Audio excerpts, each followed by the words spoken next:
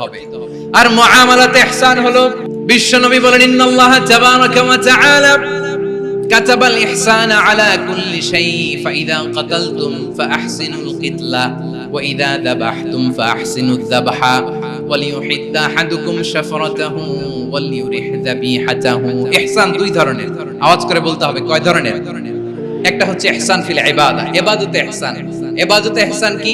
একাগ্র অনুভব দিয়ে ইবাদত করা, মন প্রাণ দিয়ে ইবাদত করা। আর মুআমালাতে ইহসান কি? সব কাজে, দৈনন্দিন কাজে, কর্মে, সামাজিক অ্যাক্টিভিটিতে কোমলতা প্রদর্শন করা, অনুগ্রহের সাথে সবকিছু করা। আল্লাহ তাআলা ইন্নাল্লাহা তাবারাকা ওয়া তাআলা কাতাবাল ইহসানা আলা কুল্লি শাই, তিনি সবকিছুর ব্যাপারে ইহসানকে আবশ্যক করেছেন। সবকিছু, মুমিনের সব কাজে ইহসানের পরশ থাকবে।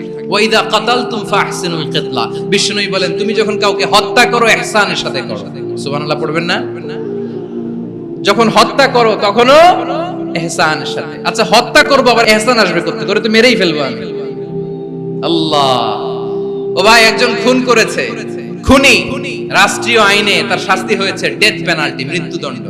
এখন মৃত্যুদণ্ড দেখে আপনি যেমনি মন চায় তেমনি মারবেন লোকটারে? ওর নাক কেটে ফেলতে পারবেন?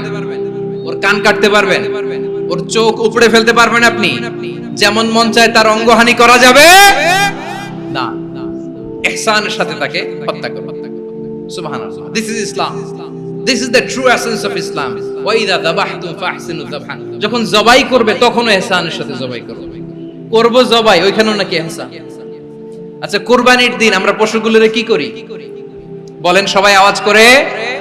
জবাই। জবাই মানে তো এটার মেরেই ফেলতেছি, একটু পরে তো টুকরো টুকরো করে গোশতগুলো খাবো, এটা তো খাবো, এটা তো মেরেই ফেলবে। বিষ্ণু বলে না, জবাইয়ের মধ্যেও মুমিনের জবের ভেতরেও ইহসানের পরশ থাকা চাই।